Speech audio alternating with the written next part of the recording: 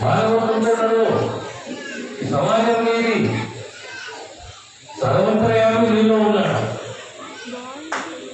ఇంత గొప్ప బోధన ఆ కాలంలో బోధించిండు, ఆచరించిండు, అందించిండు. విగ్రహాలుగా కాదు,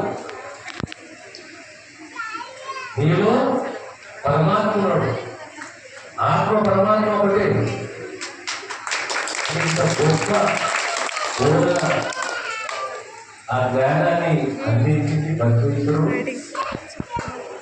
మనం కూడా మనిషి అంటే సహజంగా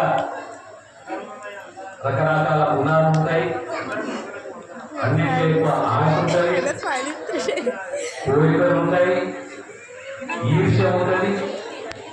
ఆ కారణమైన ఈర్ష్య, కారణం లేని ఈర్ష్య, ఈర్ష్యంతో ద్వేషము, ద్వేషంతో పగ, ఆశ, ఇవన్నీ సహజమైన మనసులో.